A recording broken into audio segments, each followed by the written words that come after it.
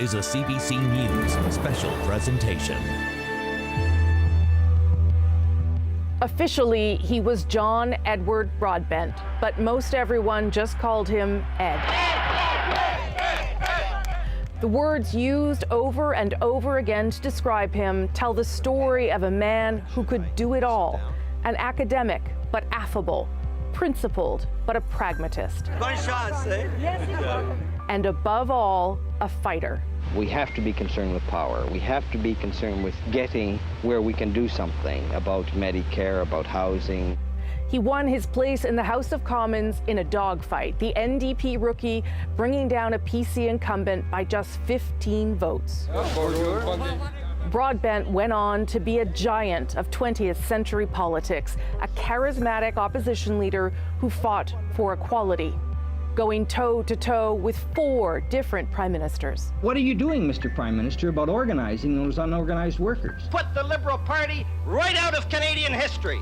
If they vote Conservative, are they or are they not going to get a $10 billion increase in their taxes? Leading his party to heights it had never seen before. He wasn't trying to be the conscience of Parliament. He wanted to be the next Prime Minister. The longest-serving leader of the federal NDP, Broadbent's influence on this country endures.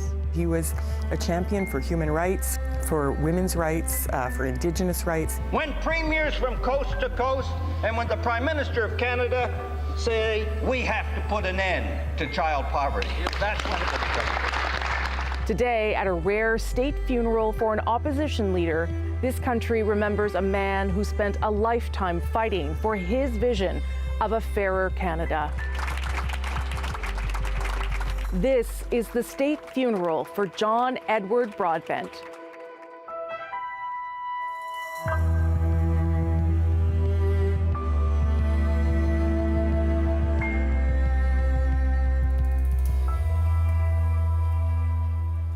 Hello, I'm Rosemary Barton. Welcome to this CBC News special, and welcome to downtown Ottawa. This also happens to be the heart of Ed Broadbent's one-time riding, Ottawa Centre, where hundreds of people are now gathering for his state funeral, a rare event, as you know, for an opposition leader. The service will start in about an hour's time, and as you can see behind me, our position right across from Parliament Hill.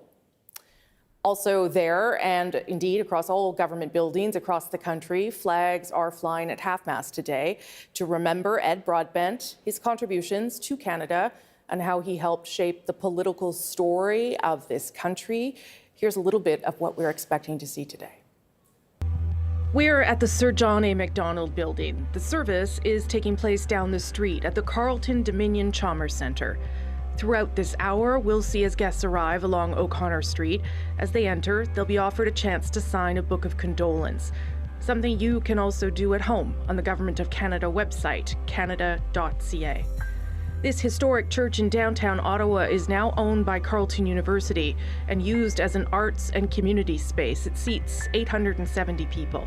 Along with various speakers on that stage today, we'll see a choir and members of the National Arts Centre Orchestra playing alongside one of the largest pipe organs in Ottawa. And after the ceremony, invited guests will come here, where we are, for a private reception.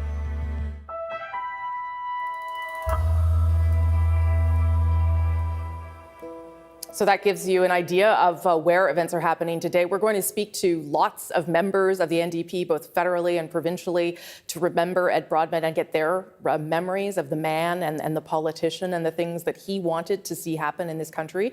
And one person who's going to be with us right throughout the hour is former NDP campaign manager for Jack Layton's 2011 campaign, a fellow at the Broadbent Institute, friend of Ed Broadbent, someone I've spent a lot of TV time with before in my prior role. So good to see you and so glad you're with us, Brad. How are you remembering Ed Broadbent on this day, this important day for the NDP and for Canadians, lots of Canadians? Absolutely. There's so much to reflect on, and friends have come in from all over Canada already to Ottawa to be here for today, for the ceremony in a short bit, and the reception after. You know, there's a range of emotions. I think there's some folks are sad to say goodbye to Ed, but the one thing that I'm taking away from my conversations with friends who've been active in the party and active in the Institute is, you know, looking at his 7 decades of commitment, not only to social democracy, to the party, to democracy, to equality, but just making Canada a better place. And so I think while it's sad to say goodbye to a friend and somebody so important as Ed Broadbent, I think there's also a sense of optimism to kind of carry on his legacy. Yeah, and you could see that those are people arriving there at the Chalmers Centre to be part of that. There will be VIPs and famous people and politicians, but there's also going to be some regular people there too, regular Canadians, and that of course is an important part of Ed Broadbent's legacy too. Hannah Thibodeau is outside of the Dominion Chalmers Centre, and she will be trying to capture some of those emotions and thoughts as people make their way into the building. And don't know if you've already had a chance to talk to a couple people. Hannah, Yes. I may have seen you with Jagmeet Singh before we started, but give me a sense of what you're hearing and feeling from the area right now. Yeah, absolutely. It's just as you say, Rosie, there are a lot of politicians here. There are a lot of people from all stripes. I've looked in this crowd behind me, and it's going way down the block. People from all political parties, all political stripes, because he was such a respected politician. He wasn't an easy politician, but he certainly knew how to go through the thrust and cut of politics. But one of the things, I was talking to Jagmeet Singh already. I've been talking to a lot of people who worked in the party with Ed Broadbent for years, and you can tell they are really sad for this day, but it's kind of like what you guys were just talking about. Also, what they're saying is it's kind of like in an old reunion, and all the stories are flowing. They're having a lot of laughs, and I said to one person, I said, you always felt like he really liked you. And they were like, yeah, well, you weren't special, because he felt like everybody felt that from Ed Broadbent when you went up to talk to him. And you mentioned this even in your opening. One of the things for Mr. Broadbent is the fact that regular Canadians felt they knew him by first name. You saw him in those election campaigns back in the 70s and 80s, and they chanted his first name like they knew him. And I think that's exactly how he wanted people to feel about him. Okay, Hannah, thank you for that initial thought. We'll, of course, come back to you as you gather guests and people that want to share their own memories of Ed Broadbent down there as people make their way into the ceremony that starts at the top of the hour, and there'll be lots of music and memories throughout that as well. But we've nabbed one of the politicians who's going to make his way down there shortly to give an address inside the Dominion Chalmers, and that is the Premier of Manitoba, Wap Kinew. Nice to see you. Thanks for having me. Nice to see you here. It's funny because in my last interview with Mr. Broadbent, which was back in October, we were discussing his book about social democracy. Yeah. You came up. I didn't even ask about you, and you came up unprompted as someone that he was really proud of to see as a First Nations premier leading Manitoba. He pointed to you as a story of success for the NDP. Well, it fills me with a lot of humility to hear that, and I think Ed deserves a lot of credit for encouraging me personally, but encouraging so many people of the generation that I'm a part of in our movement. He was always there, not just to have some positive things to say, but he was also there with a huge smile on his face.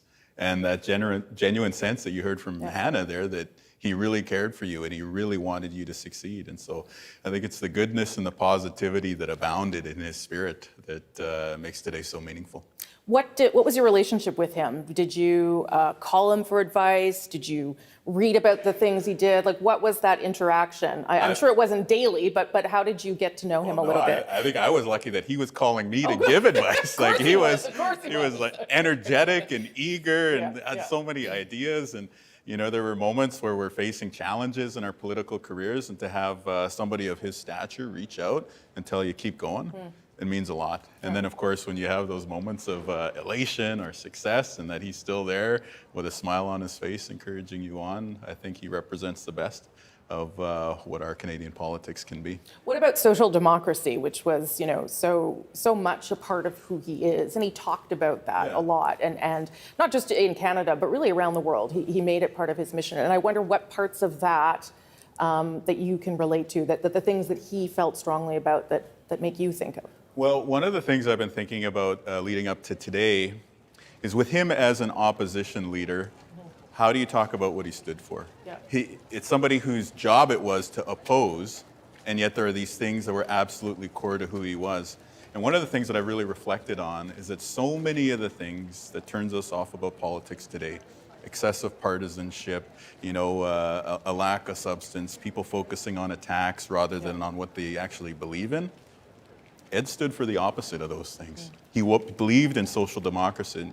He believed in social democracy passionately, but he also believed in Canada as a joint project that we're all going to work on together, regardless of partisan affiliation. Yes, he was willing to contest elections and get his elbows up, but not at the expense of being a human being to the people on the other side of the aisle. And so I think that we are mourning a friend, a mentor, a colleague, a relative, but we're also, I think, today having the opportunity to reflect on an important legacy that we could all learn from.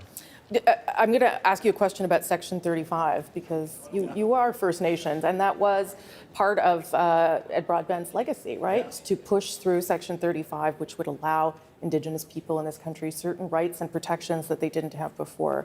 I don't know if you ever put him and that together, if you ever think about that piece when it comes to reconciliation. Well, I think it's important, first of all, to recognize the super strong First Nations and Métis leaders who were there through the patriation process, who really brought Section 35 into being.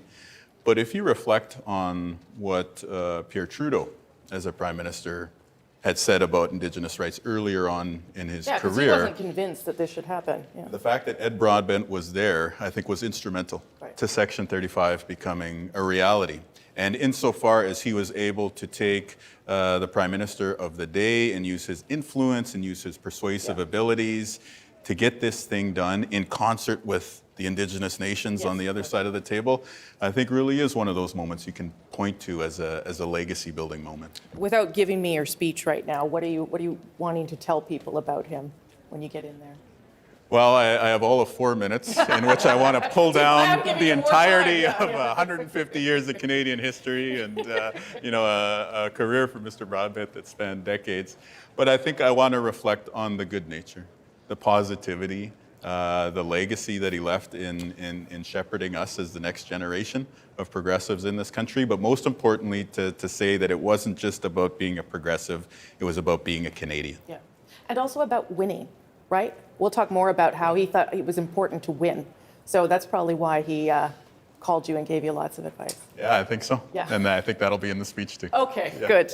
Thank you for stopping by. I appreciate it. And we will be listening very closely to you in there as well. Nice to see you in person. Thanks to you both. Okay, thanks. That, of course, the Premier of Manitoba, Wab Kinew. We'll go back to Hannah Thibodeau. She is down at the Dominion Chalmers Centre there, and she's got a friend of Ed Broadbent standing by. Hannah, over to you. Yeah, Rosie, a friend and a former colleague as well, and will also be speaking at the funeral today. Diana Bronson, thank you for taking the time today. I want to hear, funerals, we were just saying, are about happy moments or about sad moments. Let's talk about the happy moments first. You've known him for so long. Tell me what it was like to be a friend, though. Yeah, well, he was a lot of fun, and he could be very, very silly as a friend. We became friends working together. I was partly his speechwriter, his director of communications. We traveled to many, many countries together. We went to China, we went to Thailand, we went to South Africa. We monitored the first democratic elections in South Africa. And, Ed was a great promoter of human rights and democracy. He loved classical music. He loved clowning around. He loved my kids, He loved... He really loved people, and everybody says, Ed made me feel special. And it's because everybody was special to Ed. And it didn't matter whether he was talking through an interpreter, to a Thai factory worker who had just come in from the country, or whether he was talking to the Dalai Lama or to Fidel Castro, he found a way to connect. And he did that as a friend. When we would go out for lunch together, we would have great laughs over the memories we had. And he'd always clown around, When we went to the World Conference on Women's Rights, at the end of the conference, he goes... It was all women there, though, right? This one? He was a judge, actually, a judge on this international tribunal we did on women's rights. And women got up and told their stories. They were being stoned alive. They were being imprisoned. They were, forced to work in terrible conditions. And there was about 25 women who got up and told these stories before this international tribunal. And at the end of it, everybody was kind of exhausted. And Ed just got up and he sort of thundered to the crowd, "Where are the men?" Like, we've heard these stories, but where are the men? Because he wanted, the whole place just erupted because everybody realized we were talking to ourselves, the women, and we know the problems. And it was the men who were in power who needed to know. What a moment. Oh, yeah, that was one. But then later on in that same trip, we were in China, and he says, let's go to Tiananmen Square. I said, Ed, we're not allowed. They've told us, no, you're not allowed to go to Tiananmen Square. Let's go to Tiananmen Square. We'll go to Tiananmen Square. We get followed by the Chinese police and the Secret Service, and we're just on our way to the airport, and they're taking pictures of it. He goes, get your camera out, take their picture, see what that happens. Nothing's going to happen, because it was rights and democracy. Yeah. So he had a diplomatic passport. This was an institution that was created by an act of parliament, and sometimes when he when he had to fill out his profession on the forms to get into a country, he'd write troublemaker. Because he was always joking around. He was so much fun to be with. I know this is going to be hard too. That's all the things you want to talk about with your friends. And I was just talking to a few people down there. It's like a reunion. You did mention though, when you go inside, one of the things is a part of the finality of it too. Yeah, I mean, like everybody here, and many not here. I'm very sad to see him go. There is a legacy fund that has been created by the Broadbent Institute. It's called the Democracy Fund, and we're calling on people to make a contribution to that so that Ed's commitment to democracy as a living, breathing force gets the injection of life and love that it needs. So that's open for donations today. I've made my own donation, and I encourage all your listeners to do one too. Diana Bronson, I could stand here and chat forever with you. So could I. I know. These stories are so lovely. I so appreciate your time, and thank you for paying tribute today. Thank you so much. Oh, careful. Rosie, back to you. Thank you, Hannah. Thanks for that so much. It's nice to hear both stories about the political legacy and contributions to Canadian history, but also deeply personal connections that Ed Broadbent had with lots of people and lots of friends gathering out there. We were already having a little chuckle here about another little story with our next guest. But let me bring in Brad Levine again as we get ready to hear from other people, Brad, and just in terms of what you're thinking about especially after talking to Premier Canoe, who is sort of a different generation of a New Democrat, and embodies something different, I think, for the party, but still feels that deep connection to Ed Broadbent. Yeah, no kidding. Premier Canoe, I think, connects on multiple aspects of Ed Broadbent's legacy. The next generation is so big because he was 87 years old, and you'd go to a Broadbent Institute event, and I happened, to be lucky enough to be a mentor in one of their mentoring programs, and you'd go to a Broadbent event, and there's just hundreds of young people who weren't even born at a time when Ed was leader, and yet they were drawn to his message. And I think Wab Canoe represents that next generation. Also, the notion of Section 35, and for Canadians who may not know the history that goes around that, after the 1980 election, Pierre Trudeau, who won the majority in that contest, had very few seats west of the Lakehead, a couple in Manitoba, but nothing in Western Canada. Mr. Broadbent, of course, we had a lot of seats in Western Canada. Yeah. Pierre Trudeau actually came to Ed and said, Ed, would you like to come in, even though he had a majority, would you like to come in and be part of the government and bring your caucus and get cabinet ministers. And get cabinet ministers. And there was 5, 6 positions at play there.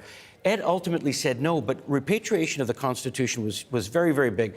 And it was a huge conversation within the Democratic Party.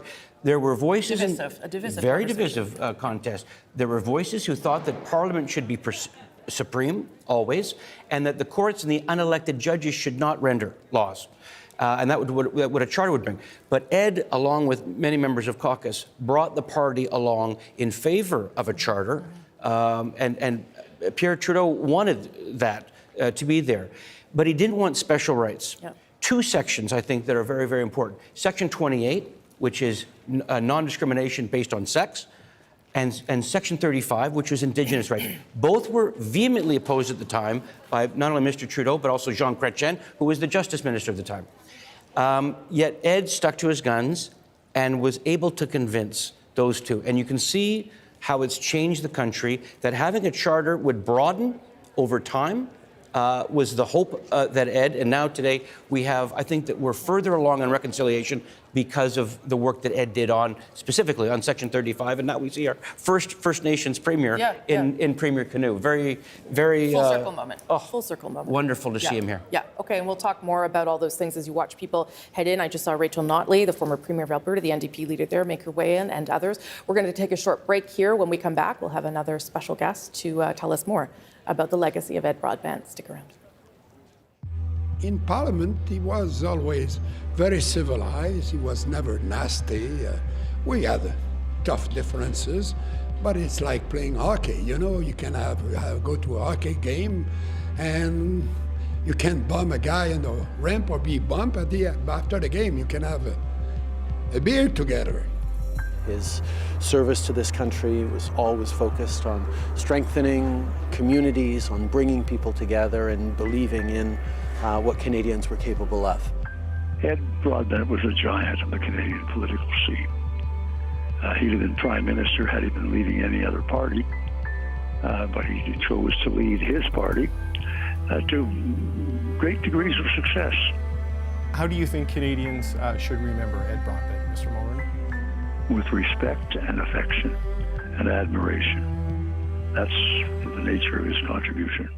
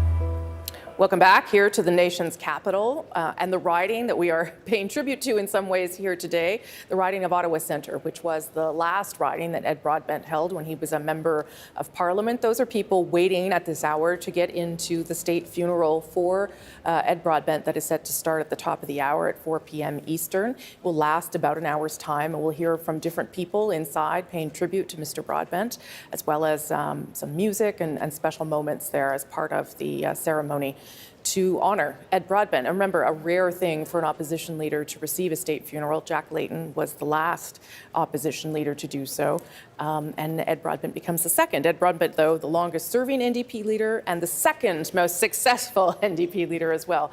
Apparently, Jagmeet Singh he's outside there at the mic that's set up for people to talk. Maybe we'll just dip in for a moment, although we are going to speak to him after and see what he has to say. Democracy, fighting for people, fighting to make sure that we lift each other up and build a fairer Canada. And today we're seeing so many people that have been touched by him that will continue a commitment to honor Ed's legacy by fighting for that better world. We know it's possible. Donc, j'ai rencontré plusieurs membres des familles with a number of members of his family and activists within the New Democratic Party, but also people who've been touched by the contributions made by Ed Broadbent. And our commitment is to continue to fight for an egalitarian society where we're looking after each other.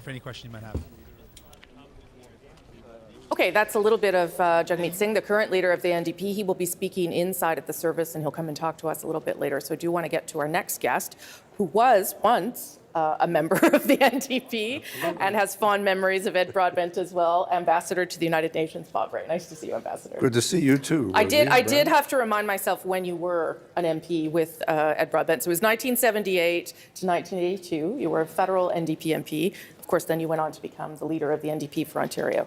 What was your relationship with Mr. Broadbent like? Well, I first met him in the early 70s, and I supported him at the convention when he was first elected, and he asked me to do some work on policy.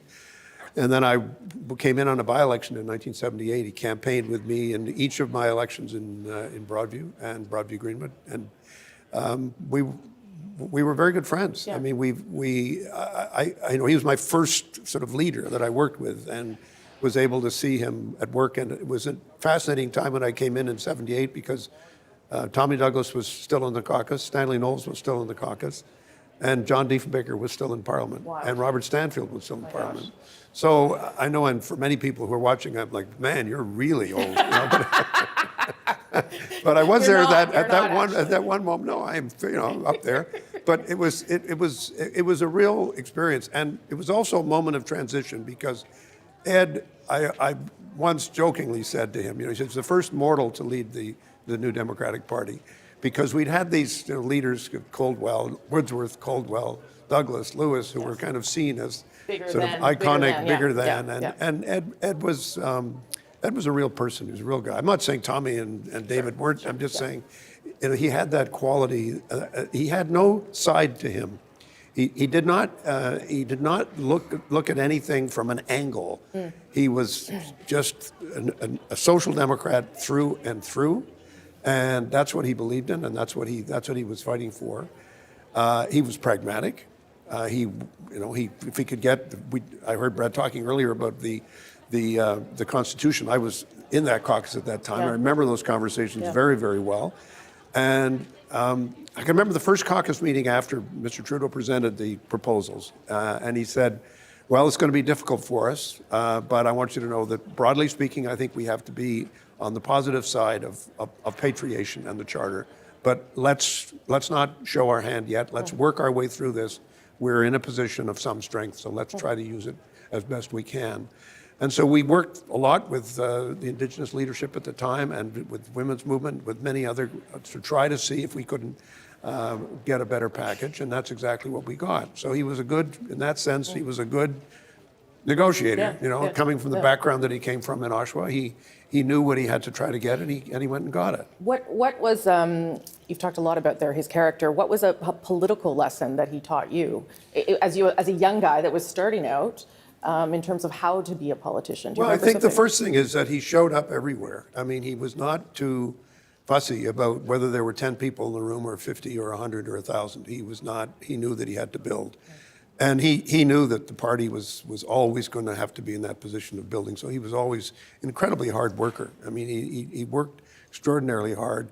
The second thing is, I think I'd really like to join Premier Canoe in what he said. I think his positivity was fantastic. And as a social democrat, he didn't come in opposition saying, I'm opposed. I mean, every caucus decides every once in a while to mix it up. But he was somebody who was not particularly comfortable doing that.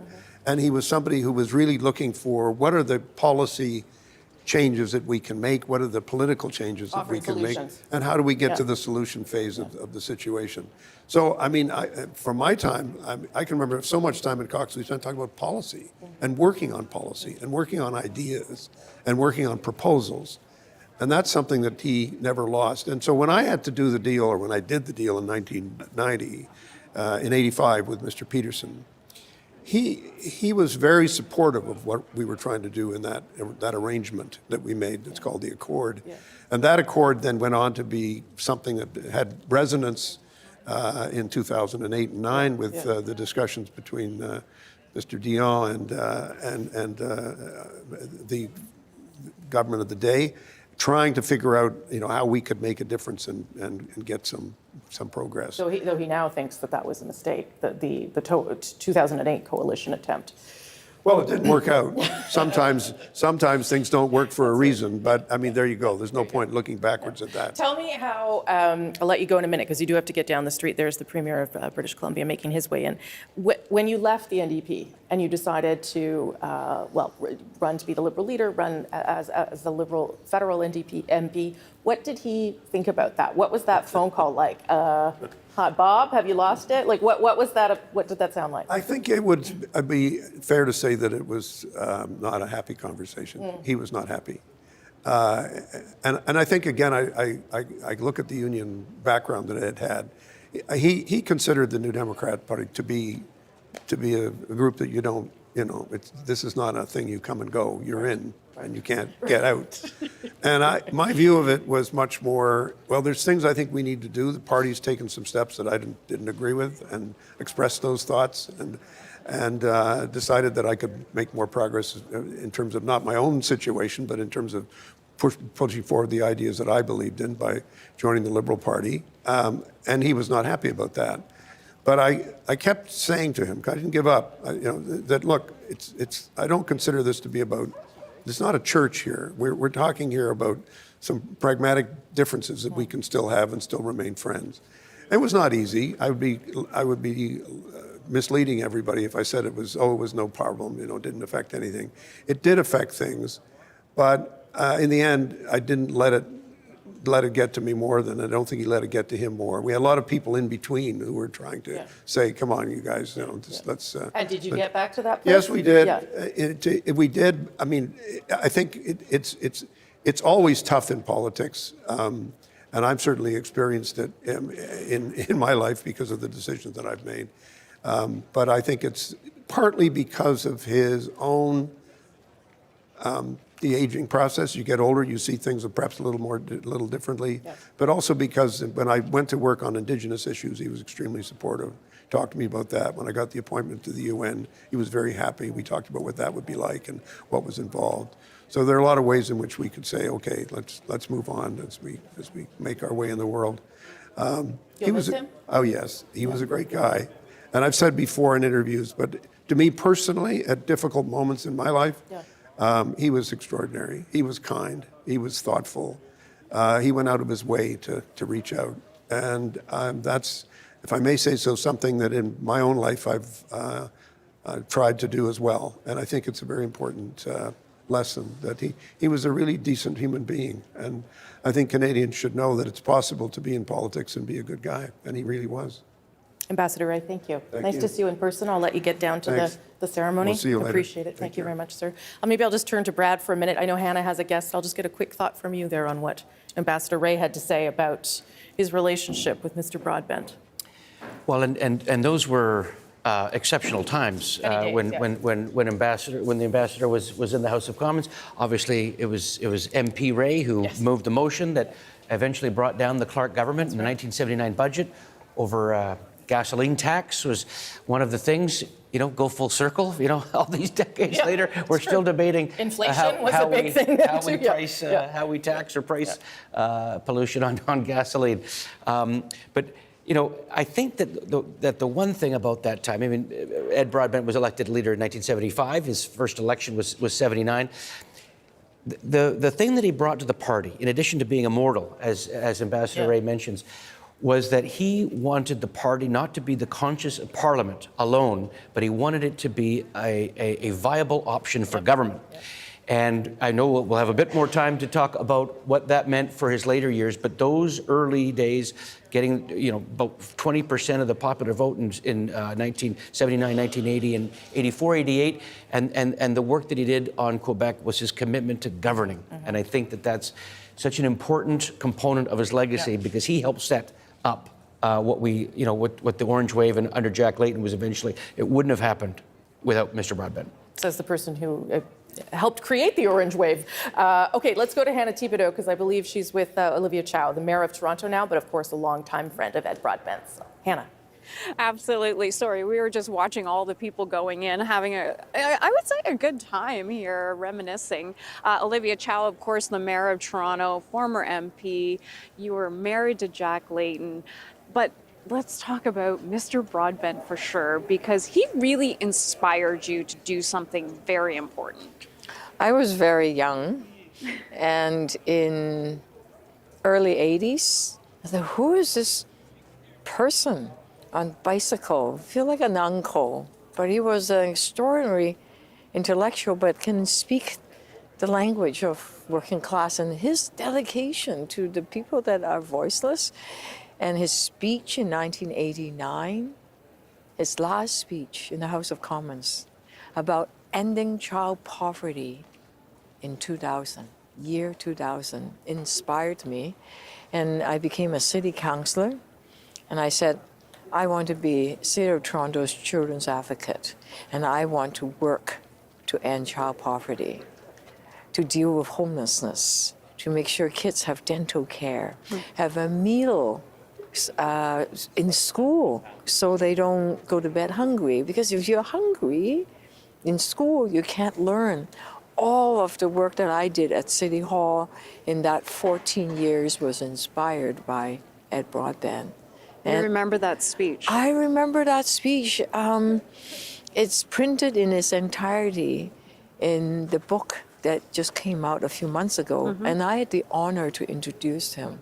So I reread a lot of all those speeches, all he said, and all his fights for democracy, equality, for the working people. I thought, wow, what a man, what a leader. You and Mr. Layton also convinced him to come back into politics after over a decade of being out. How did you do that? Well, he took a leap of faith and trusted Jack when Jack Layton ran for the leadership of the New Democrats in 2002. And the leadership was in 2003. And Ed Broadbent, who was sort of the NDP establishment, came out to support this newbie, new guy on the block. Who is he, right? And he trusted Jack, his leadership and his energy. So when Jack said, look, we need to work to open the party up to new NPD in Quebec, I need you. I need your energy, your intellect, plus the experience, the decades of experience. And Ed Broadbent, without any ego, who would do that? Name me one party leader that would come back to serve under another party leader and run as a member of parliament. You know what that is? That's extraordinary. No ego, just want to get things done, want to make changes for ordinary people, and we're so grateful. Remember that rap video too? Oh, I know. Ed's back. Ed's back. That was brilliant. It was brilliant. We lost a champion, and the good thing is that he left behind a new generation, well, several generations, because he spent, what, five decades in public services, right? Yeah. The Broadbent Institute and all of the, I see a lot of young people coming in. Absolutely, yeah, that's I know. Fascinating too. Yes, absolutely. Bravo, there are several of my city councilors that were inspired by him that are now carrying on his legacy. When you're sitting in there today, what's going to be your thought? Broadbent Institute, how they're training a new generation of people that are committed to democracy, social justice, equality, and he showed the way. And we'll continue his legacy by working hard. Lovely memories. Thank you, Olivia Chow. I appreciate your time. Thank you. Rosie, back to you. Thanks, Hannah. I appreciate that. Nice to see and hear from Olivia Chow. Brad Living, all through that, said he had many things to say about everything, but he doesn't get to say everything. Let's go back to the moment, though, when Jack Layton went to him and said, how about you come back in 2004? And I think Olivia Chow's right on that point. I don't know too many people who would do that and feel that they still had something to contribute and were willing to sort of sit back and let the other guys shine. There's a bunch of good stories Okay. here. Okay, so You'll have to pick one. Jack approached Ed to support his leadership in 2003. Okay. And that was part of Jack's audacity was to go for the brass ring, just to reach for it. Because lots of people thought it would be Bill Blakey. It was supposed to be. There's the Prime Minister just walking in there. I think most people would have assumed that Mr. Broadbent would have supported Bill Blakey. He served in the House of Commons for 10 years. But Ed kind of held back a little bit. He came to a fundraiser that we had. I was on the leadership race team. We had a $150 a plate fundraiser, which at the time was unheard of at NDP circles. Ed came to this event and said, look at all these young people, look at all these new people. He's stopping to say something. I'm sorry, it's the No Prime problem. Minister. You'll get to pick up in a second. Is he stopping to say something at the mic there? Yeah, let's listen in for a Important part moment. of modern Canadian history. He was a tireless campaigner for social justice, and Canada is significantly better for his years of service, both in politics and out of it. Honored to be here, not just to reflect on his memory, but to pay homage to his family, his friends, but also the millions of Canadians that he has inspired and impacted over the course of his life. Ed était un Canadien extraordinaire. Ed was an extraordinary Canadian who contributed to shaping modern Canada. He was a man of great passion. He wanted to create a better life for all, fostering social equality. And Canada is a better place because of his service in politics and out. I'm very happy to be here today to honor his memory, but also to show my respect for his family and all the people who were inspired by him over the years. Thank you, everyone. Okay, we had to take the Prime Minister there, paying tribute to Ed Broadbent. He's attending. He won't be giving remarks inside, but please finish your story. Well, it was just that Ed was so impressed with Jack, even though he thought very highly of Bill Blakey. Bill Blakey was an intellect. He really appreciated it. But Ed knew that what was needed for the party, and again, you have to understand that the 90s, the time that led up to this leadership race in 2003 was very difficult. And Ed himself said, this was a make or break leadership. If we get this wrong, our party does not have a guaranteed spot in history, and we could be wiped off the map. He, a couple days after that fundraising event where he saw all these new people, and we raised, good money at that event, and it was a very, polished event. He said, I'm going to come on board, and we made the announcement. And the difficult thing was that Bill Blakey was heartbroken. Yes. The staff that were with him at the time are here this weekend, and we were just talking about that. a while ago. Kids that are MPs. And absolutely, yes. And so he was heartbroken. But Ed, eventually worked and won them back. And Jack reached out immediately to Mr. Blakey, asked him to serve as his parliamentary leader in the House of Commons until he got a seat in 2004, and he did. But that was what good leaders did. Shortly thereafter, Jack, we did a poll in Ottawa Centre, and we said, what about Ed Broadbent? Ed would have won that seat in a heartbeat, and we didn't even need that poll, Rosemary. As soon as Jack said, Ed, will you run in Ottawa Centre for us in the 2004 election? Ed said, I never thought about it, but I love it. I'm going to do it. And he did. And he won, and he served his term, and he gave, he's just a wonderful, and he was so good in caucus. Some folks might say, isn't it weird to have a former leader in with a new leader? We not only had Ed Broadbent in the caucus, but we had Alexa McDonough, who had stepped down, not run again. She ran as a member of Parliament for Halifax. She was there. So we had two former leaders, and most of the caucus in that time, they all ran against him. It was Bill Blakey, it was Joe Martin. There was a whole number of folks that ran against Jack, but they tied it together. And without Ed in that caucus supporting the leader. And sending that message. Sending that message to the rest of the caucus. And then, the rest was, but, even though Ed did not run again in the 2006 campaign, he was there for Jack throughout the entire one. And we were saying this earlier, but Ed's commitment to Quebec and the heartbreaker in 1988, where Ed was on the ascendancy, he was growing in popularity. It was the free trade debate where Quebecers were not as concerned about free trade and tying ourselves economically to the Americans as English Canadians were in industrial Ontario or Western Canada.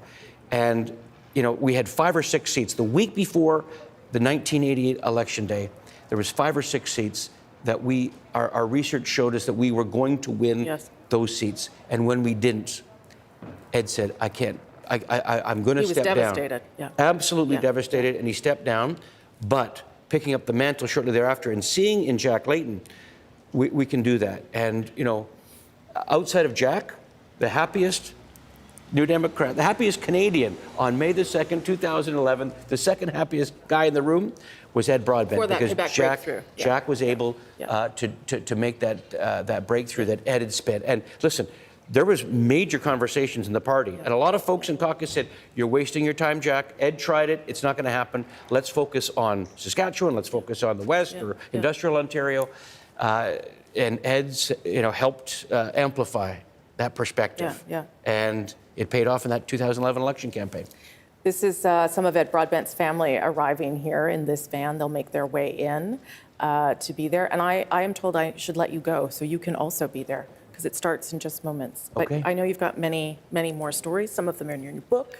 But you can come back after if you want. We're going to be here for half an hour. Okay. Thank you. Wonderful. Thank you. Really, sincerely. Oh, it's an honor to be here. So Thank you glad so much. to have you tell some of those stories. And Hannah Thibodeau is down there in front of Dominion Chalmers with a friend of yours, Anne McGrath, who's got stories of her own. We'll go to Hannah. But Brad, thank you for your help. Anne McGrath, Principal Secretary with Jagmeet Singh, but longtime friend of everyone in the party. And what's it been like for you here today? It's been hard. Yes, it's actually a real mixture of emotions, right? Like there's the sorrow of losing Ed and kind of remembering everything that he meant to all of us, but also kind of a joyousness, a joyfulness about, kind of seeing people, and, it's kind of like a big family reunion in a lot of ways. So there's both of those things at play at the same time, thinking about how much he meant, how significant he was to our work, and how supportive he always was, and how funny and how much fun he would have. He would love to be here. Oh my gosh, that is the best. He would love to be here. I think you're absolutely right with that, Anne. All these people here to see him. If you could say, here's the best story I have about Ed Broadbent, what would it be? Oh, I'm not allowed to tell those stories, Hannah. Oh yeah, you are. You absolutely can with me. What would it be? I will tell you, I always think, of what Ed was like. We went to Bill Blakey's funeral, and on the way back from Bill Blakey's funeral, we've lost a lot of important people this year, Alexa McDonough, Bill Blakey, and on the way back from Bill Blakey's funeral, we were sitting together on the plane, and I was reading a novel, and he was reading The Appeal of a Saskatchewan Human Rights Decision, which I thought, okay, there you go, that's Ed. right?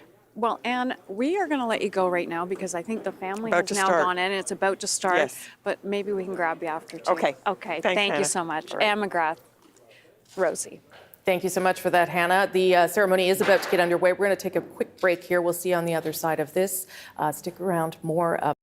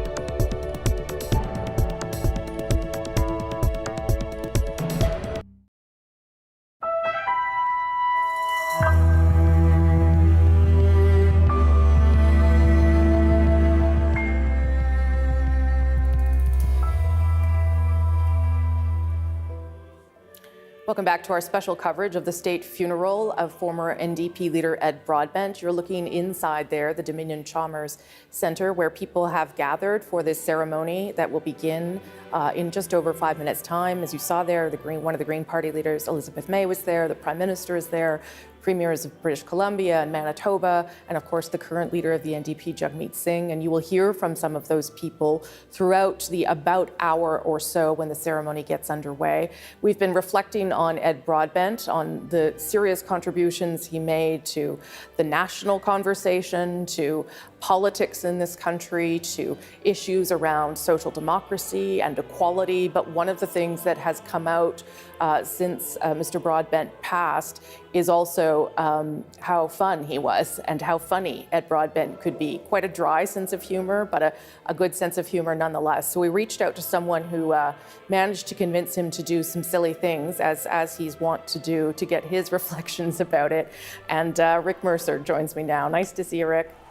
Nice to see you, Rosemary.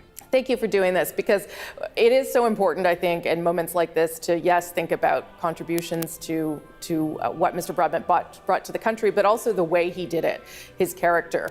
And you had him doing snow angels on Parliament Hill behind me at one point. And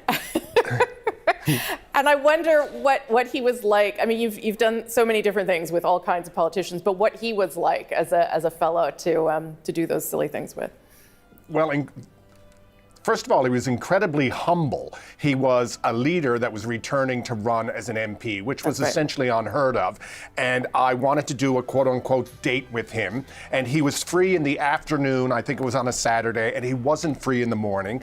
And I was questioning his staff why we couldn't do it in the morning. It was because he was selling hats for Raise the Roof, which raises money for homeless individuals. And this is something he always did. And I said, well, this is what I want to do with him. Yeah. And Ed was reticent because he didn't want to make it look like a photo op, but it was what he was really doing, and I convinced him that it was important because we could profile the organization. And then we sold some hats, and then we did some silly things, including snow angels on Parliament Hill. But that, in fact, was his idea. We were like walking across. It was a beautiful it was getting kind of crazy with the snow. And he said, we should make snow angels. And of course, I leapt at the opportunity. And then after that, he said, well, we wrapped up and he said we should go for a beer. And that was his idea as well. So there wasn't a lot of arm twisting going on from my point of view. Well, I was going to give you a whole bunch of credit, but I guess I don't have to in this instance. No, he was the ideas man that day. And he was, he was just a lot of fun. He was really odd, very odd sense of humor. I asked him if he was a vegetarian, and he said, no, he was a Unitarian. And I said, oh, you're a Unitarian? He said, no, I'm a non-practicing Druid. And I was like, where is this conversation going? It was a lot of fun. And I enjoyed the time spent with him. And, we signed off with the beer, but we had a couple of beers that day with the crew. There's just the three of us and Ed. And it was great because he was a rock star to me growing up. He was always there when I was first having a political awakening. And I've never admitted this on TV, but when I was 16, I had a bit of a dalliance with the NDP. I knocked on a few doors. Interesting. And Ed came to Newfoundland one time, and I ended up at a house party, and I spoke to him about some concerns I had with the party and the direction it was going in. And I was 16 years old, and there he is listening to this. He's in a house filled with disciples of Ed, and he's listening to this kid complain about the party. And he had all the time in the world for me. And he thanked me for volunteering, and told me that I should continue to volunteer and knock on doors even if his wasn't the party for me. And I think that speaks volumes about the kind of guy he was. I have about 30 seconds, Rick, but in terms of the way politicians used to be, any thoughts about that? Because he was also someone who kind of got along with everyone, even if he could put up his sharp elbows. He had the Hogue factor, the hell of a guy factor. I think you need to look at politicians. You always got to ask yourself, regardless of ideology, how would you feel if they moved next door to you and you had to share a driveway with them? I think everyone in the country would be happy if Ed Broadbent moved next door. They knew that he'd be a great guy to have next door. They knew he'd keep an eye on your place. He'd, maybe even help you shovel out the driveway, all that great stuff that great neighbors do. And I think that's why people are reacting to his passing with such enormity, because he was that. He had the Hogue factor, hell of a guy. Rick Mercer, thank you for doing this. Really appreciate it. Always good to get human perspective, and you certainly brought us that. Thank you, sir. Nice to see you again. Thank you. Thank you. We will now bring you inside the Dominion Chalmers Centre, where the state funeral for Ed Broadbent is about to get underway. We'll speak to you when it is over and bring you more guests who will be remembering the NDP leader, but we'll let you listen in live now.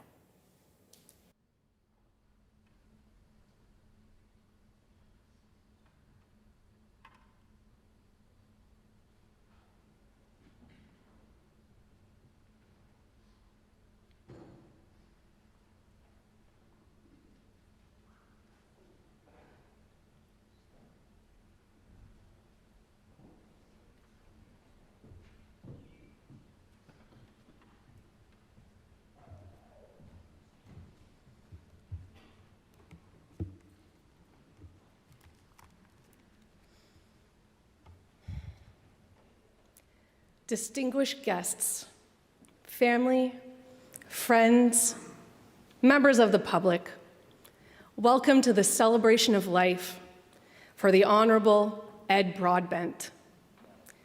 Distingués invités, distinguished membres guests, de la famille, family, nos amis, friends, membres du public, and members of je the vous public. souhaite la bienvenue à la célébration Welcome de to vie this pour celebration of l'honorable life Ed of the Broadbent. Honorable Ed Broadbent. We would like to begin by acknowledging that this ceremony is taking place on the traditional unceded territory of the Algonquin Anishinaabe Nation, who have inhabited and cared for this land since time immemorial. J'aimerais tout d'abord reconnaître que I would cette like to begin cérémonie by acknowledging se that this déroule ceremony sur la is territoire taking place traditionnel on the non traditional cédé unceded de la territory nation of the Algonquin Anishinaabe qui Nation, habite et prend soin who have inhabited depuis des temps and cared for this land immémoriaux. since time And I would immemorial. like now to invite Elder Claudette Commanda to offer an Anishinaabe prayer of honor. Amy Ya Win.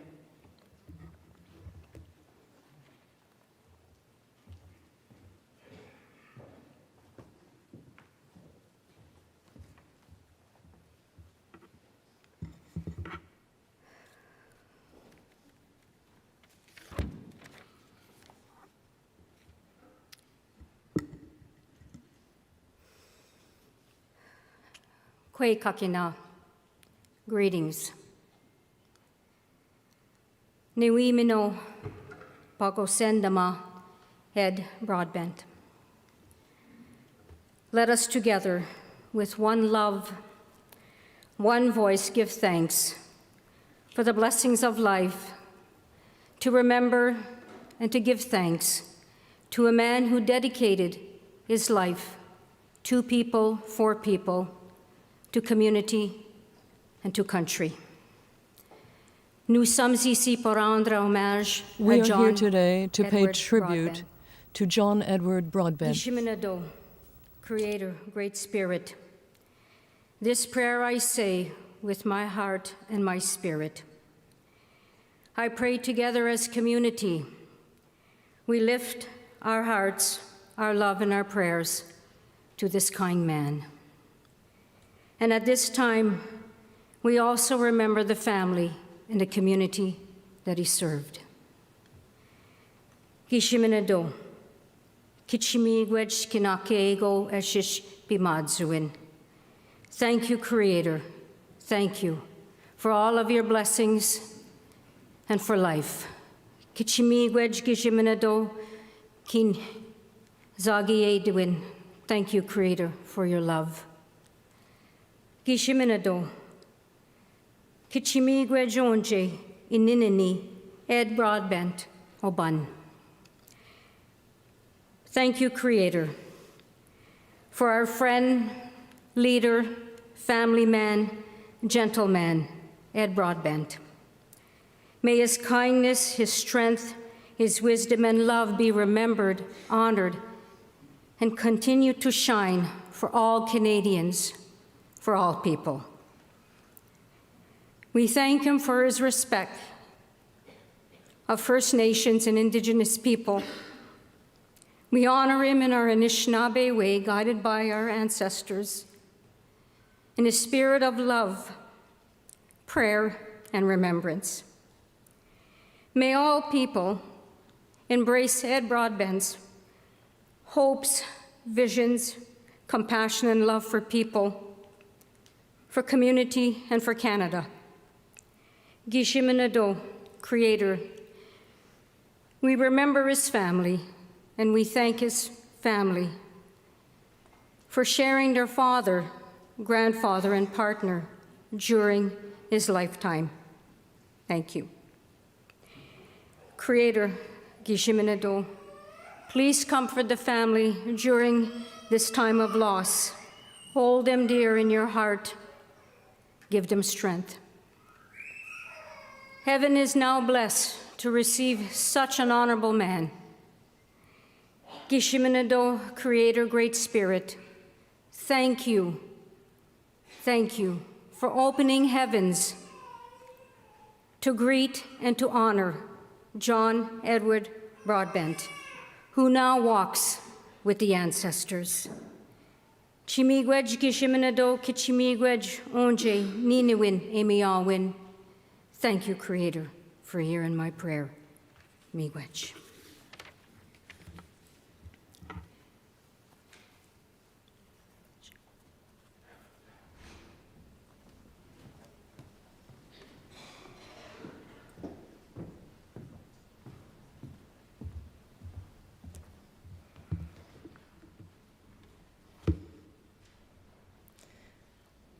Merci, Aîné, Commander, pour vos Thank paroles you, très touchantes. Elder Commander, for those Et touching l'amitié que words, vous avez témoignée à la and for famille the Broadbent friendship pendant that you des années. showed the Broadbent family over the Mon nom, years. c'est Jen Hassam, et My je suis la name is Jen directrice Hassam, générale and de I am l'Institut the Broadbent. executive director of the Broadbent Je serai Institute. votre maîtresse I de will be cérémonie your aujourd'hui. master of ceremony today.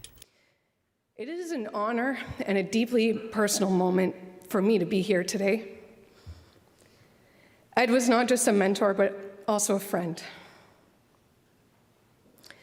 His seemingly endless capacity for compassion made him a guiding light in our country and for so many personally.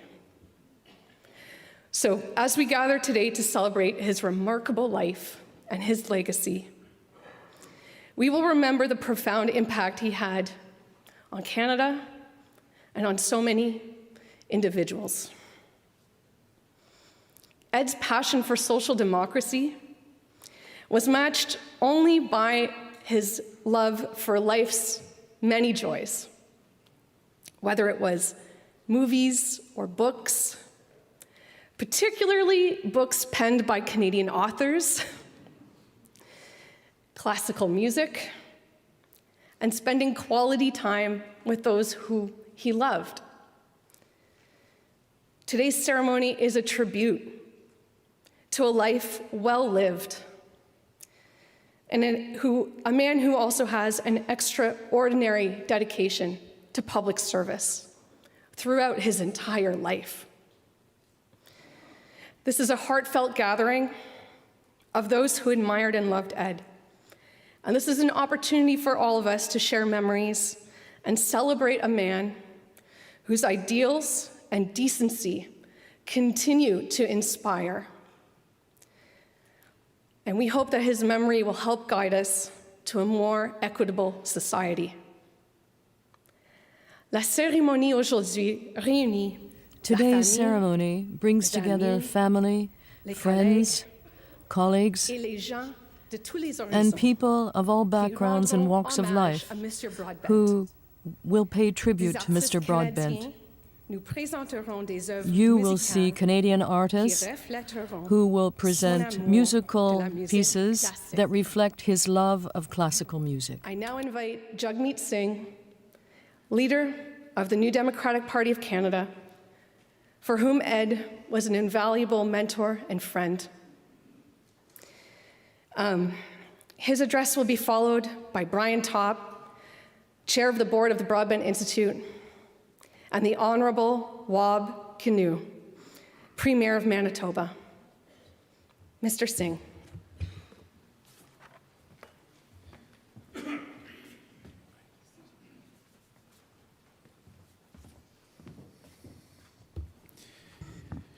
Thank you, Jen.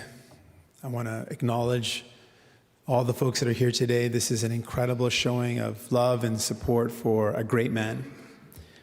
And I also want to acknowledge what an incredible honor it is for me to share some words with you today. Ed and I would often be at events together, and anytime I had a chance to speak at an event that Ed would be at, I would always find a way to point him out in the crowd and invite people to applaud the great Ed Broadbent. I don't know if he always wanted that type of attention at those events, but I did it anyways. And then I would always say this, I would say, looking Ed right in the eyes and say, Ed, I want to be like you when I grow up. And he would always laugh as if I had just come up with a line. But it's something that I said every single time, and he would always humor me with his great, generous, compassionate heart and laugh. but I hope he knew how much I meant it. I said I want to be Ed Broadbent when I grow up because if you look at Ed's life, you see a life of incredible dedication to his vision for a better world. A man who dedicated his life as a member of parliament, as a leader, and that would have been good. He spent over a decade as leader fighting for a better world, fighting for the working class. And then, when he should have retired, he was then asked to run again by then leader Jack Layton, and then was a member of parliament again. And then he had done his duty, he had served the country, he had served, and he was not done. In his retirement, many of us would spend our retirement doing many things, he decided to start an institute in his name, the Broadbent Institute.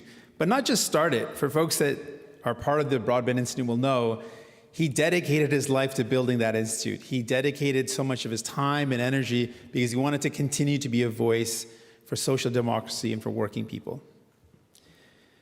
He spent his whole life fighting for people, fighting for justice, fighting for that fair world. He never forgot who we fight for. He made it very clear. Job of government, the job of elected people is to fight for the vulnerable, not to protect the powerful. He would never tell Canadians that our country is broken. He would say that Canada ought to and can do so much more and be so much better when it comes to building that fair world.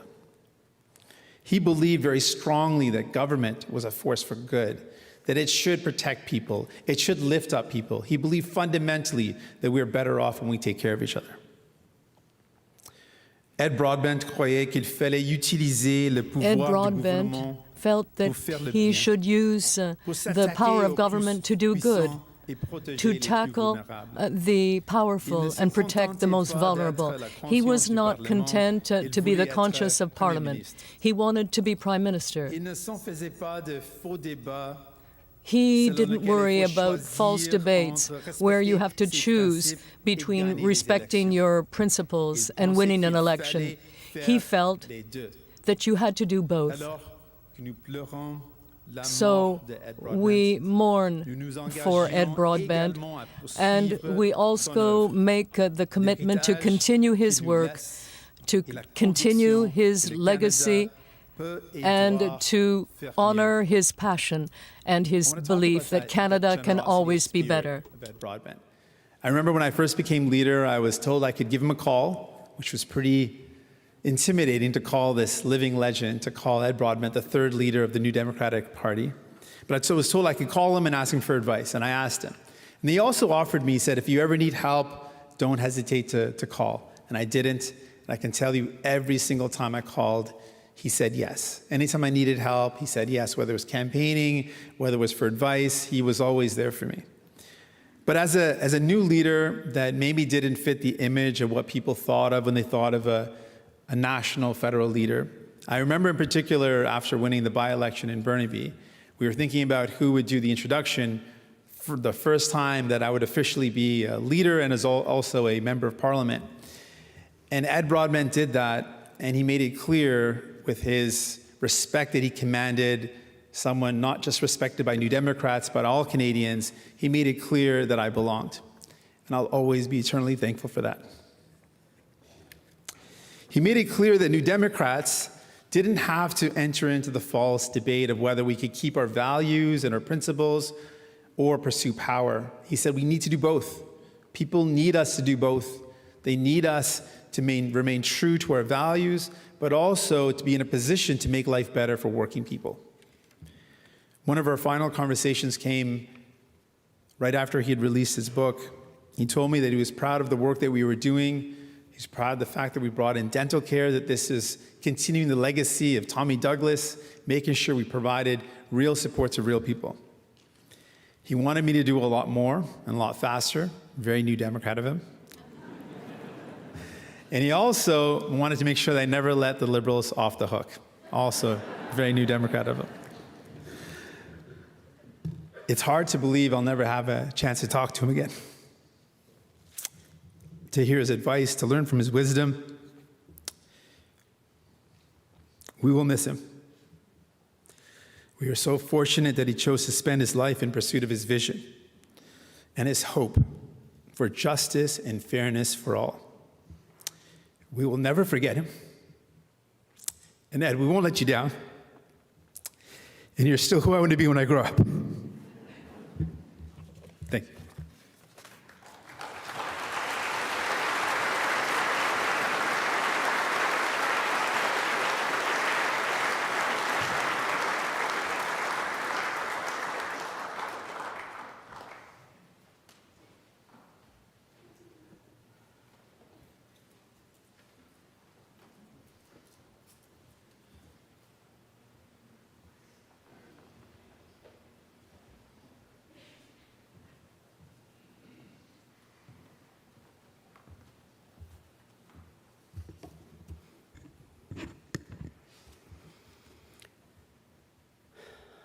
I'm deeply honored to be with you today, to honor our colleague, our leader, and our friend, Ed Broadbent.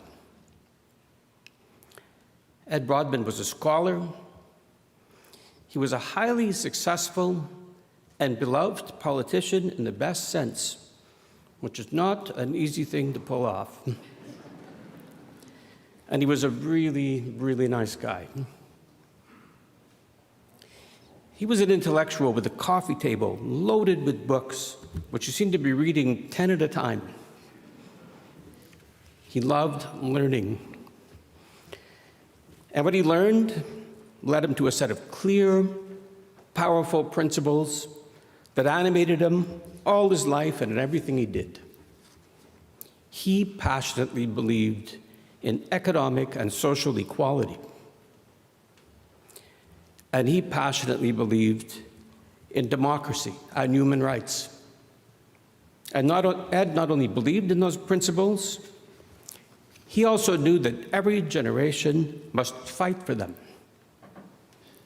which is exactly what he did during a brilliant 14-year run as leader of Canada's New Democrats. Et vous savez, and you il y know, avait un plan. He had a plan. Un plan qui a presque fonctionné. A plan that almost worked. Il savait qu'il n'y a pas de chemin. He knew that there could be no path to victory for his party without including francophones and the province of Quebec. He was leading in all the federal polls in 1987, in large part because of a spectacular breakthrough in Quebec. Unfortunately, it turned out that he was just a little ahead of his time. But Ed's playbook would be taken up by Jack Layton with truly spectacular results. He really had a remarkable career, our friend Ed. His dedication to advancing social democracy, not only in Canada, but around the world. His lifelong commitment to the values and the value of the union movement. His critical contributions to the Canadian Charter of Rights and Freedom. His commitment to fighting child poverty. Canada is a better place thanks to Ed Broadbent.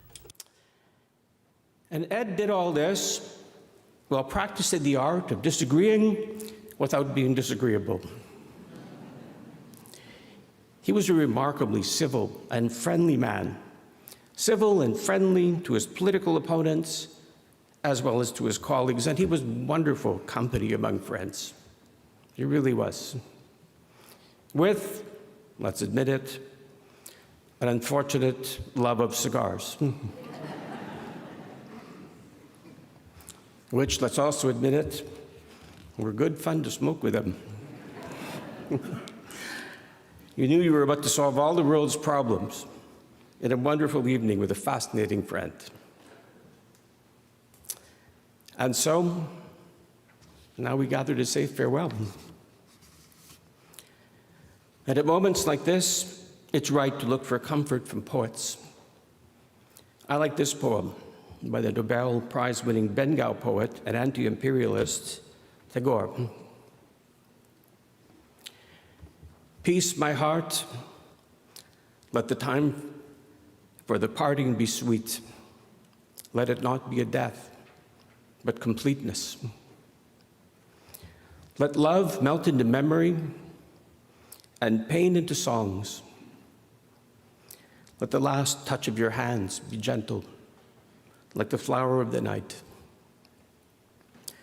Stand still, O beautiful end, for a moment, and say your last words in silence. I bow to you and hold up my lamp to light you on your way. Au revoir, Ed. Farewell, Ed.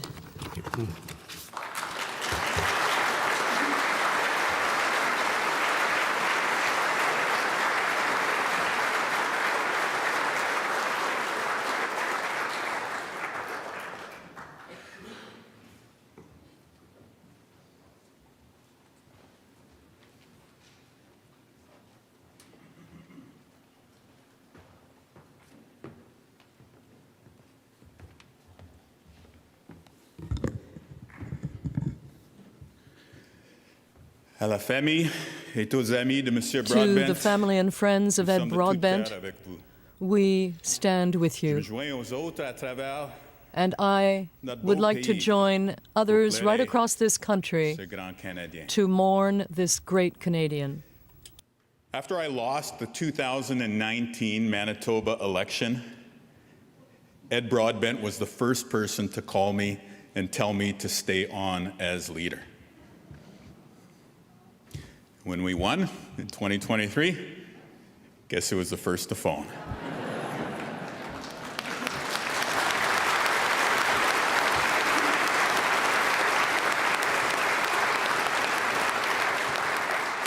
In this, as in all things, Ed was a relentless force for good in our beloved Canada.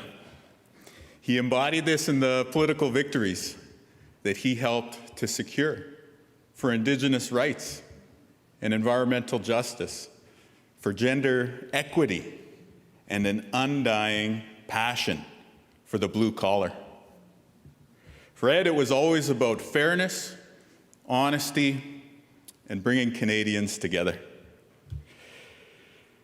Importantly, Mr. Broadbent also embodied this in the way he pursued his vision. His contemporaries said he would always make his case passionately, but never personally. And the colleagues that he led said he had endless patience to hear dissenting opinions.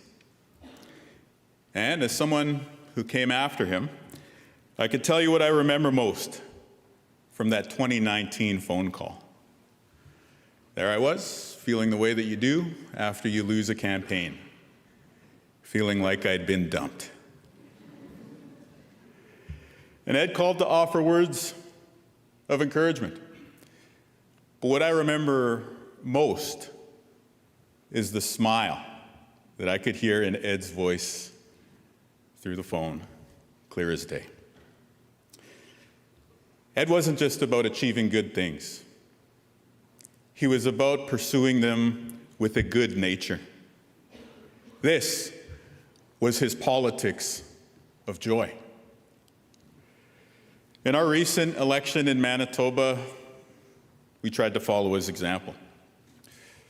It was a dark and bruising campaign.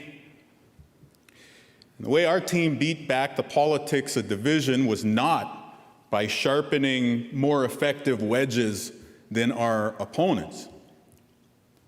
We earned a mandate by believing in the goodness of the people of our province. After how exhaustingly divisive the last few years have been in Canada, people in our part of the prairies were hungry to declare a simple message. We are one province. We are one people with one common destiny. And in this, I hear echoes of Mr. Broadbent's legacy. At a time of angry populists around the globe, of separate social media ecosystems that are worlds apart, of identity politics that obscure the simple truth that we are all related. Ed stood for the opposite. Ed stood for compassion in public. He stood for thoughtful leadership. And perhaps most importantly, he stood for the vision that we are one country. Nous sommes un pays. We are one country. Mr. Broadbent's smiling, joyful legacy is an example we ought to learn from today. That we can use good means to achieve good ends.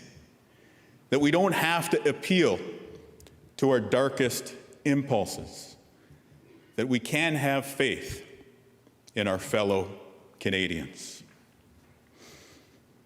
I hope for the sake of our country that more of our leaders speak to us Canadians the way Mr. Broadbent did, by appealing to our better angels. Ed Broadbent, I hope we will see you again.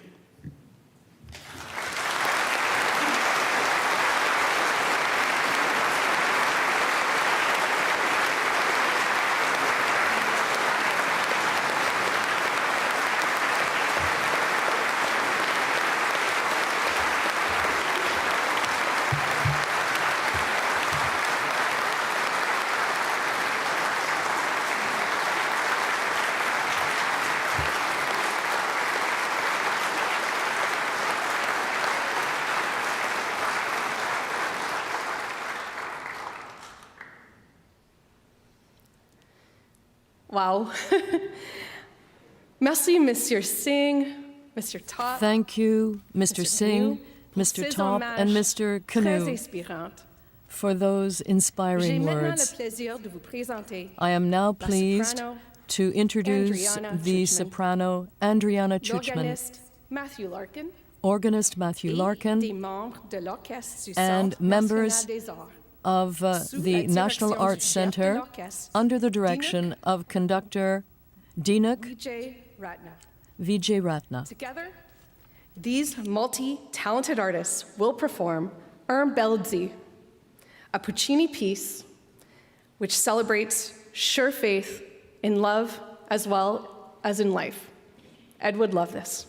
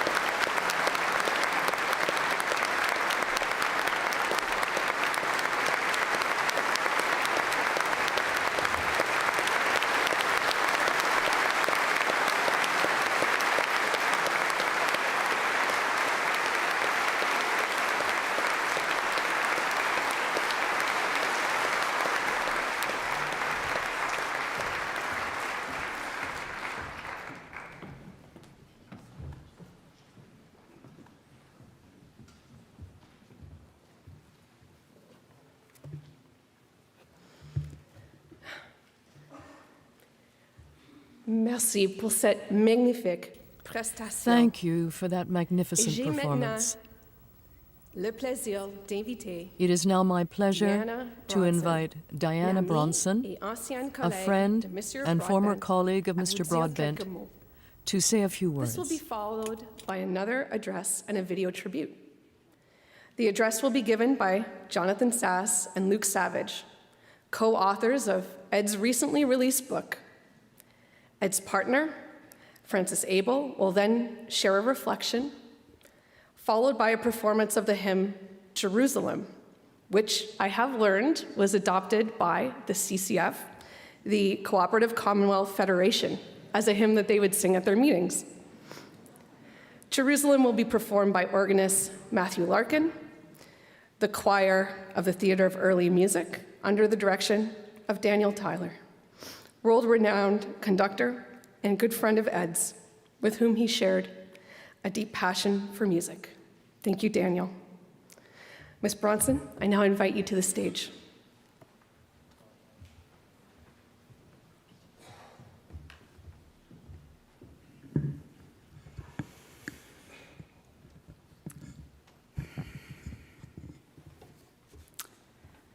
J'ai connu Ed Broadbent lorsqu'il était président de I Droit et knew Ed Démocratie.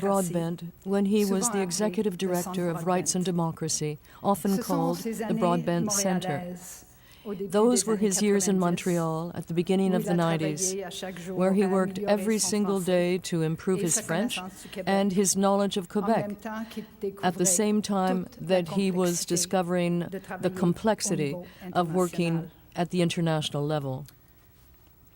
Quel honneur de What travailler an honor it à ses was côtés. to work with him. Nous étions une petite équipe, We mais were a très small passionnée. team, but a very passionate one, Inspiré par cet homme plus grand que inspired nature, by this man who was qui larger than n'hésitait pas à life, faire des blagues who et qui faisait always sentir liked to à joke chaque around, personne but who qu'elle made était vraiment everyone importante feel à ses as yeux. though they were important to him, Et il and they l'était. were. Whether he was talking to factory workers in Bangkok, to indigenous leaders in Guatemala, to refugees facing gender persecution in their countries, to Fidel Castro, the Dalai Lama, or the receptionist, you felt important, respected, heard. And that didn't mean he was going to shy away from defending his ideas. Human rights are universal because all human beings are fundamentally equal. Economic, social, and cultural rights were as critical for democratic development as civil and political rights. And he worked hard to ensure that human rights were understood beyond partisan considerations. And even he brokered an agreement between the liberal, socialist, and conservative internationals on human rights. He was one of the first people to talk about human rights in relation to trade, back when NAFTA was being negotiated. Ed traveled on a diplomatic passport, and he had great access to political leaders in other countries. When he filled out forms to enter a country, if he thought he could get away with it, he put his profession as troublemaker. And he loved to say, "I am not a lawyer. I have many other faults." And often that would break the ice when he was beginning a dialogue on human rights. Ideas, principles, laughter, empathy, love. We shall remember him for all of this. Thank you.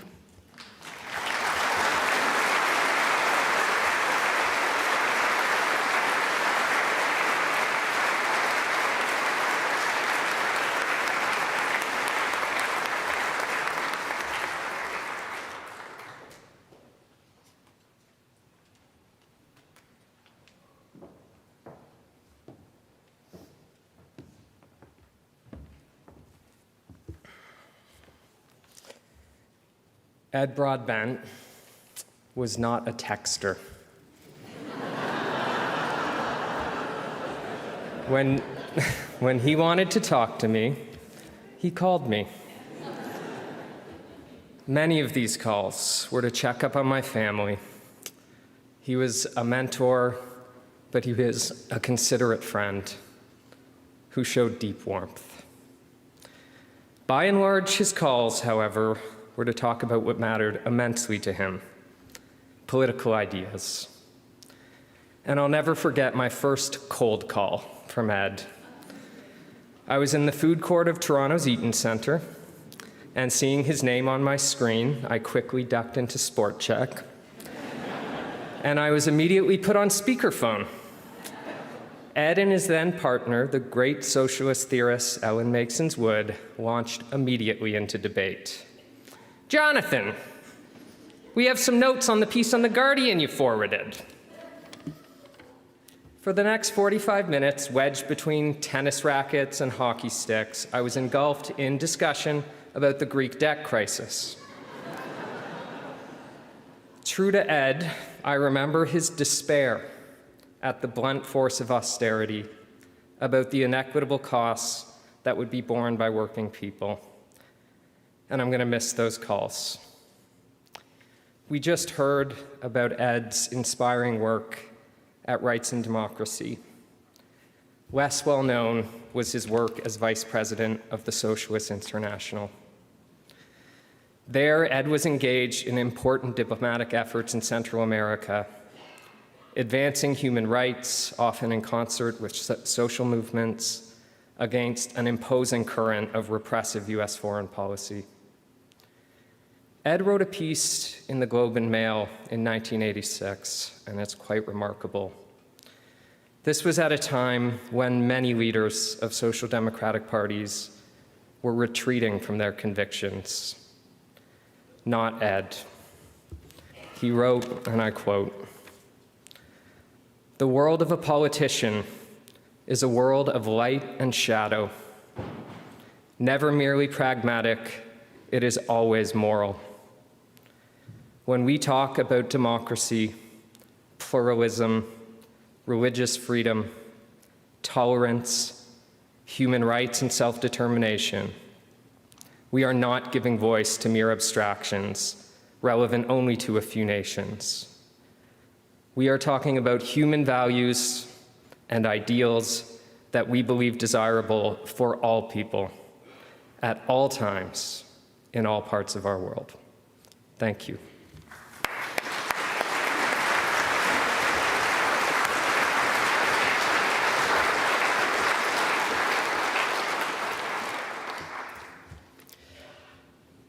It was on September the 28th, 1968, that Ed Broadbent rose to speak in the House of Commons for the very first time.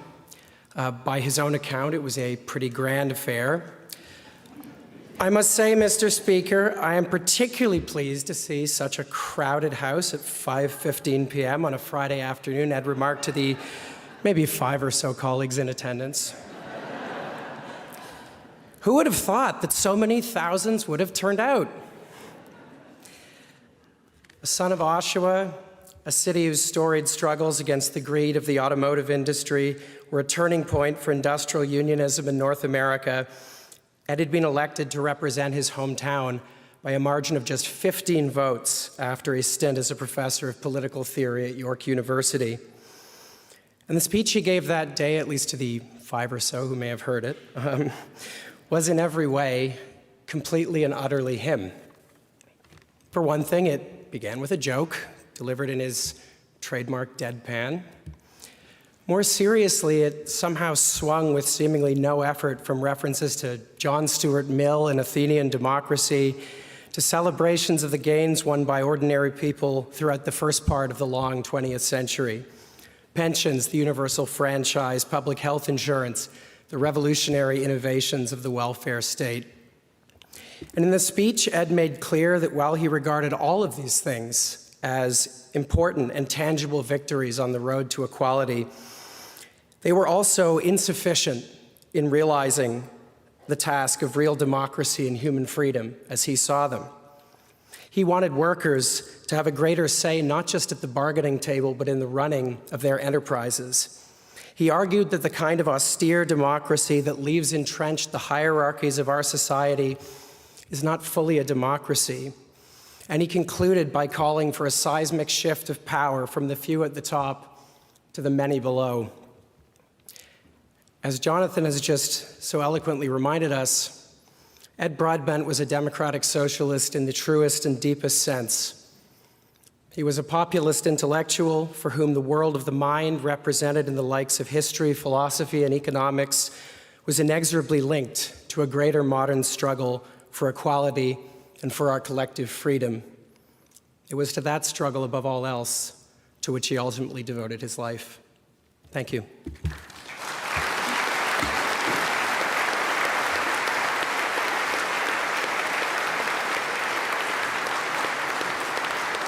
I was born in Oshawa in 1936, home of the great UAW Local 222. First few times I was asked to get involved in politics, I politely declined, preferring to continue my work as a prof at York University. Going into politics just wasn't in the plan. But at some point in all our lives, we must ask the question, who is benefiting from the social and economic changes all around us? Our country is better because of Ed. He was a dynamic force, a tireless champion for justice, an adamant believer in a better tomorrow. It's difficult to sum up the size and scope of his contributions to Canada, but without a doubt, he loved this country with everything he had. Ed comprenait que la démocratie Ed understood that democracy is for all of us.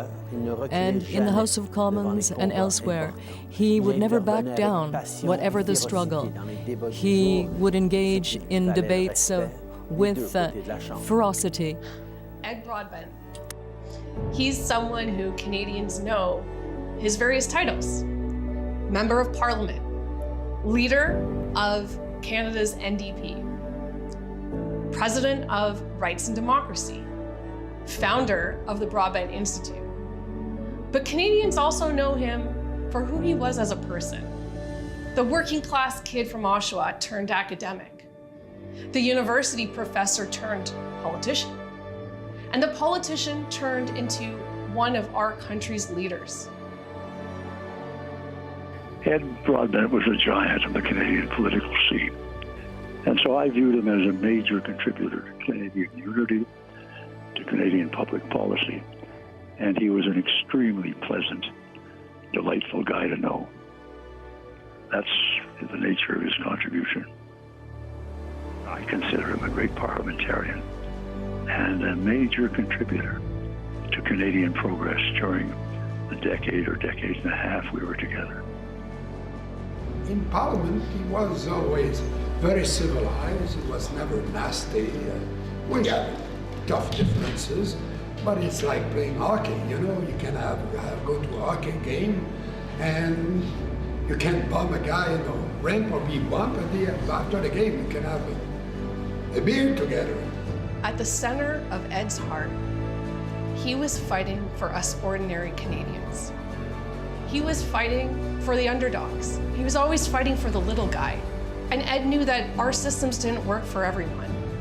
And that's why he fought for, in particular, people who are marginalized, especially women. That it is time that this government came to grips, in general, with the problem of unemployment for all the 1.6 million that are unemployed. But most specifically, I say today, Mr. Speaker, that in addressing ourselves in Parliament, at long last to the problems of unemployment, that we keep in mind, and clearly keep in mind, that the dreams of Canadian women have a full and equal place in the scheme of things to the dreams of Canadian men.